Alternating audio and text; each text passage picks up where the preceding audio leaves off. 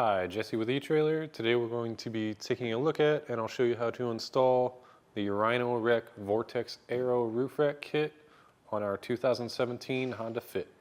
Adding a roof rack to a car like the Honda Fit makes a lot of sense as it's a smaller car, doesn't have a lot of space for storage in the back, so it gives you the ability to add on maybe a roof box or a bike rack or a kayak carrier or something like that.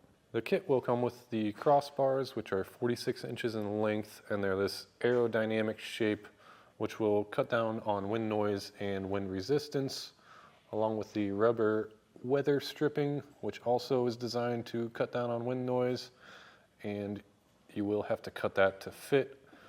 They are removable in case you have any accessories that will fit into this channel.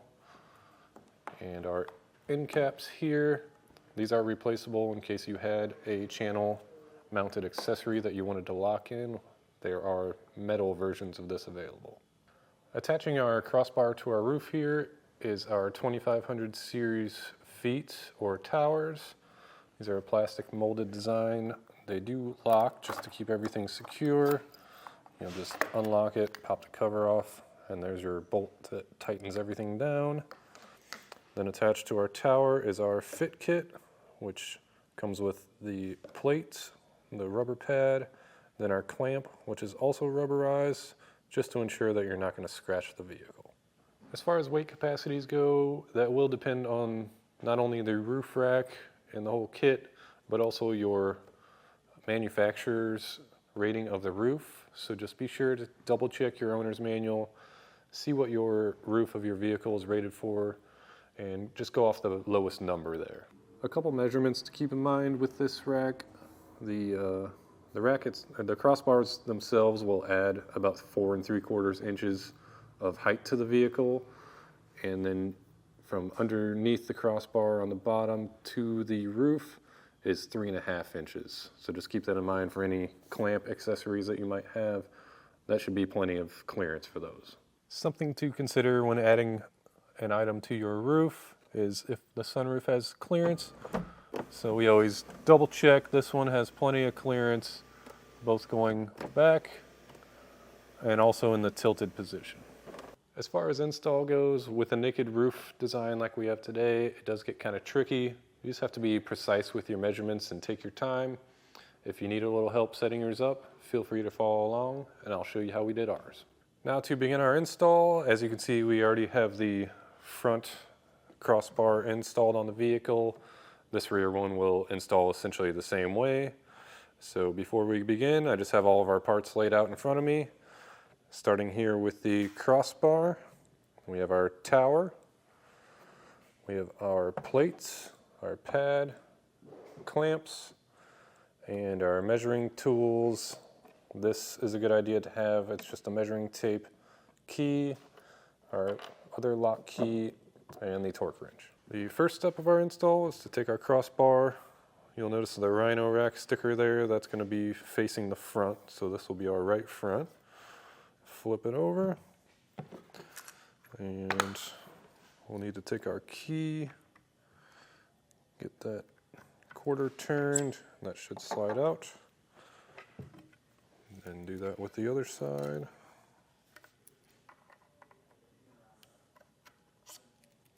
We'll set those end caps aside for now.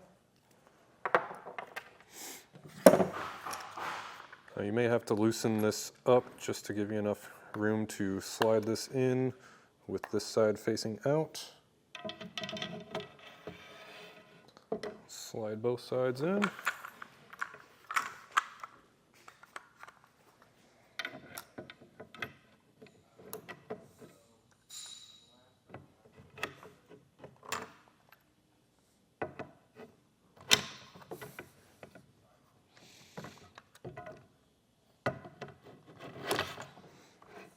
Now we need to take some measurements. Once we have our towers slid in, it's a good idea to put your end caps back on, just to make sure that these towers don't slide out while we're working with it. So slide them back on and lock them.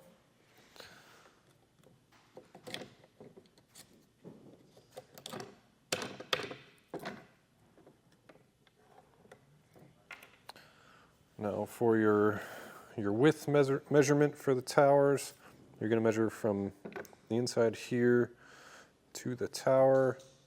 It does come with these cut to length strips. We're just using this rack for demonstration purposes, so we're not going to use that. We just have a regular tape measure. So we will measure from the inside.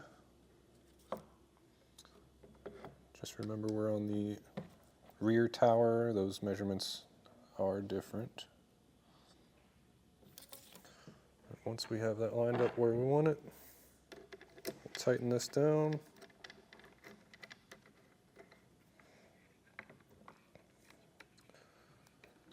The measurements and the instructions may not be perfect, and things can kind of move around when you're tightening them down. So when you tighten these towers down, it's a good idea just to get it tight enough to where it won't move around on its own. But if you need to, you can slide it around. So I'll just loosen this up a little more. That way we can make any minor adjustments, and then once we have that figured out, we'll take it back off and tighten these all the way down. Next step will be to install our plate here. This Aero just needs to face the outside. So we'll take it, line this up with this, and it should just push on. Then for our pad, we need this Aero facing the front of the vehicle. So this is going to be the left side. So it needs to go this way.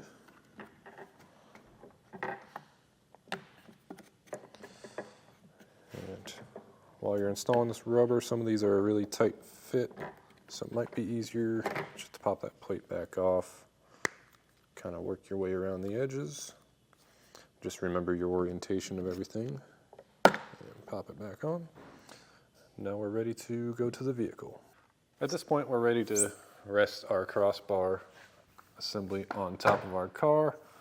For now, just kind of eyeball it because we're going to make our measurements here. So for the front one, we're going to base where the rear one's positioned off of that. But for this front one, we just go off of measurement A in our instructions, and that's from the edge of the door sill to the center of this clamp here. Then for our rear, we'll go off the middle and then find about where the middle of this clamp will be and use measurement B for that. So I'm just a little far forward. Get that lined up, and then I'll jump over to the passenger side and do the same thing. Once you're happy with the way your towers are positioned, you can go ahead and tighten it down. I've already done that with ours. At this point, we are ready to install our clamps. So first we'll have to take off this cover with our key. Now we'll unthread this bolt. Set that aside for now. We'll take our clamp. You'll have to kind of peel back the molding because you want to mount the clamp on the actual metal of the vehicle. Get that there. Then you'll kind of have to work with this, moving that threaded block around.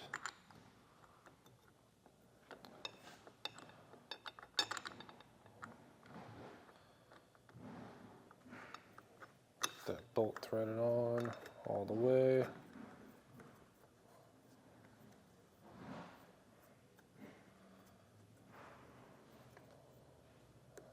And we'll tighten it down until the curved end of our torque wrench becomes flat.